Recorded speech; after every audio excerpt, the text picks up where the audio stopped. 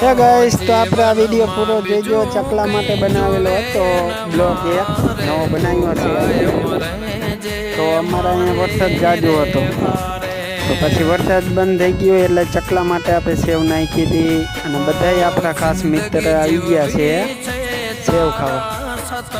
તો કેવો આપણો બ્લોગ લાગ્યો તો કોમેન્ટ કરો અને લાઈક કરો.